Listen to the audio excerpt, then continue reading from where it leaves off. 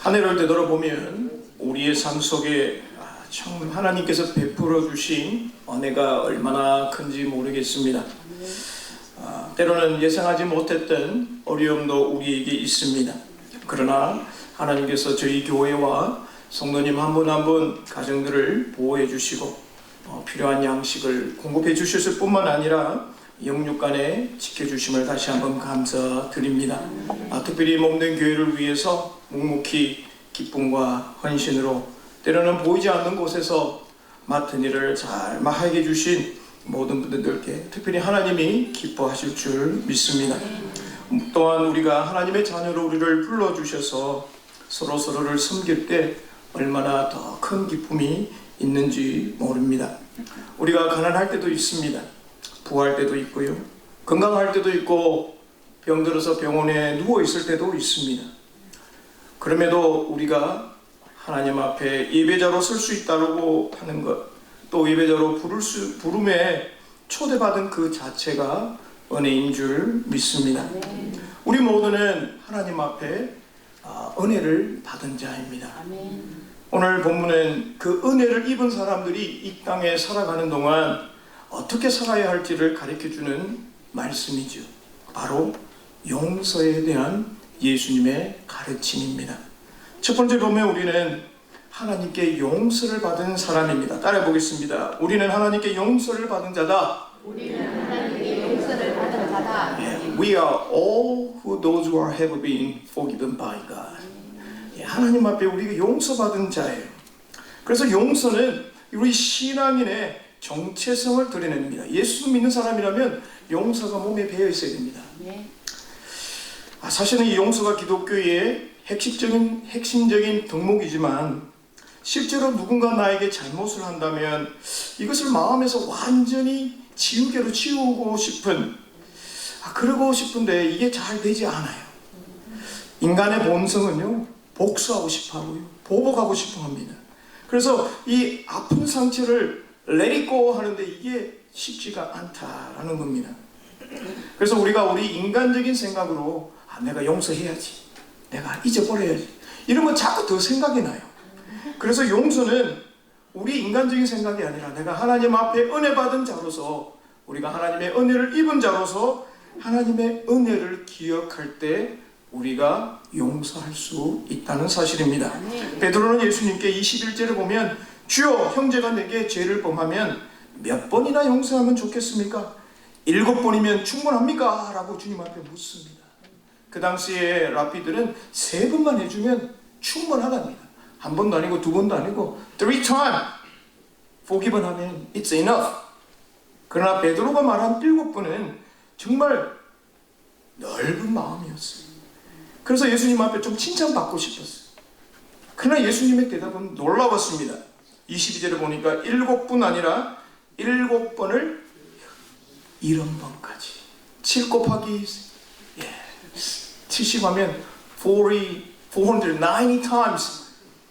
예수님은 이 숫자로 말한 것이 아닙니다. 사실 베드로는 용서의 기간, 이 한계를 숫자의 제한으로 가둬 놓았습니다.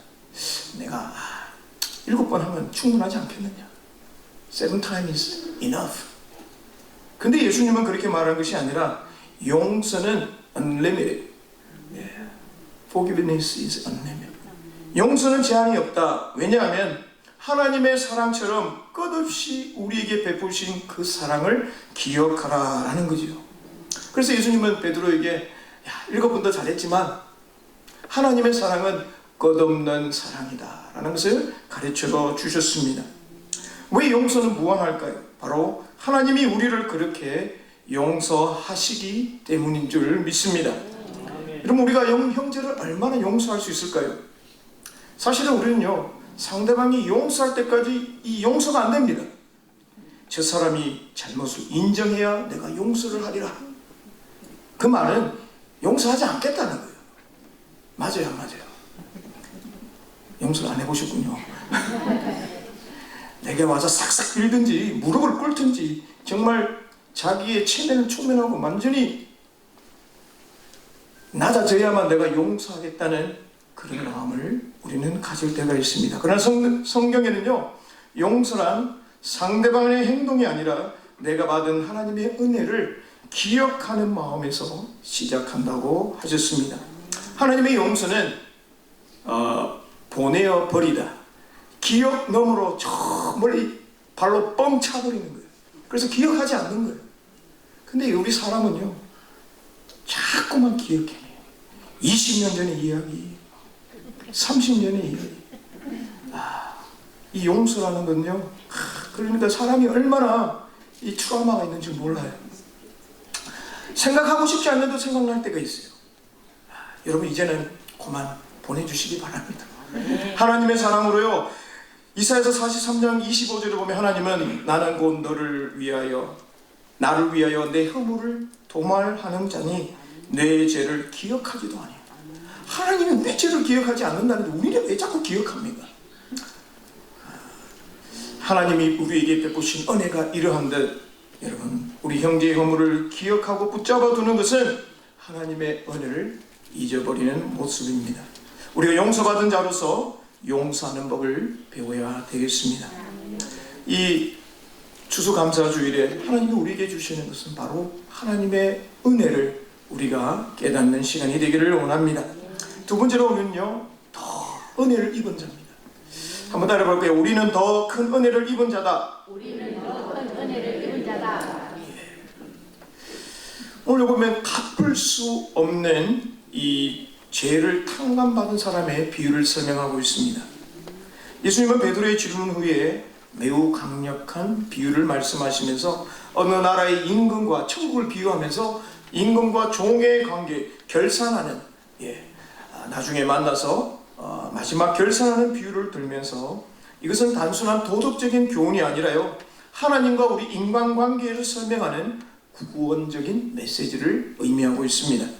한 임금이 종들과 함께 결산을 합니다. 그 중에 1만 달란트, 10,000 달란트를 빚진 종이 옵니다.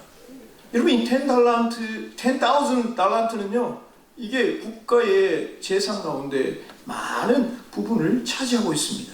개인적으로 이것을 갚으려면 죽었다 나도 이거 못 갚아요. 나중에 우리 100데나리온 나오는데요, 60만 분의 1, 그러니까 100데나리온, 한 사람이 여러분 하루에 일하는 것이 1데나리온입니다. 근데 이것을 100일 동안 일 안 하고 모은 그 돈에다가 곱하기 60만 배를 당하면 여러분 어마어마한 돈입니다. 상상할 수 없는 그런 금액이었지만 주인은 법대로 그 종에게 말합니다. 야, 너와 너의 아내와 자녀와 모든 소유를 다 팔아 갚으라 합니다. 자, 그때 이 절망에 빠진 이 종이 주인 앞에 엎드려 말합니다. 26절에 보니 내게 참으소서, 갚겠습니다. 사실은 이거는 죽을 때까지 갚지 못할 금액입니다. 사실 어쩌면 이 말이 더 정확합니다. 저를 정말 좀 불쌍히 여겨 주시옵소서라고 했을 겁니다. 그때 이 주인은 이 종에게 놀라운 일을 말합니다. 27절에 그 종의 주인이 불쌍히 여겨 놓아보내며 그 빚을 탕감하여 주었다. 보니까 이거 갚지 못할 이 존재예요. 그래서 불쌍히 여깁니다. 그리고는 let it go 합니다. 야, 내가 그 10,000 달란트를 내가 그냥 웨이브해 줄 테니까 just go home.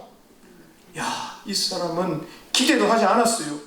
그러나 하나님의 그 주인의 놀라운 은혜 앞에 그저 감사할 수밖에 없는 존재가 되었습니다. 이 종이 요청한 것은 시간을 조금 더 달라는 거예요. Give me some more time. I want to pay. 그러나 주인은 시간을 준 것이 아니라 그의 모든 빚을 청산해 주었다라는 사실입니다. 이것이 바로 하나님이 우리 죄인을 대하는 방식이라는 것이죠. 우리가 회개할 때 하나님은 시간을 좀 더 주시는 분이 아니라 전적인 은혜로 우리 죄를 탕감해 주시는 분이라는 겁니다. 문제는 그 다음에 생겨요. 막대한 큰 은혜를 받던 이 종이 밖에 나가 보니까 자기에게 100데나리온 빚진 자를 붙잡아 놓고 목을 팍 졸라보는, 제가 조금 당장 갚으라는 거예요. 아까 말했지만 60만 불이 이래 지나지 않은, 자기는 이만큼 했는데 이만큼 안 갚았다고 목을 막 졸라맵니다.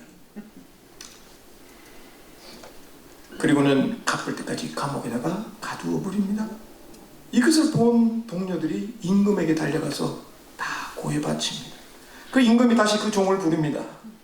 32절 33절을 보면 뭐라 그러냐면, 악한 종아, 네가 빌기에 내가 내 빚 전부를 탕감하여 주었거늘 내가 너를 불쌍히 여김과 같이 너도 내 동료를 불쌍히 여김이 마땅하지 아니하냐.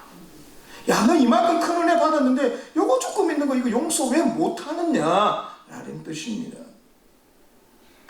하나님께 용서받고 은혜를 받은 사람이 그 은혜를 잊어버리고 남을 용서하기를 거부할 때 그 모습을 하나님은 악하다, 어리석다 말합니다.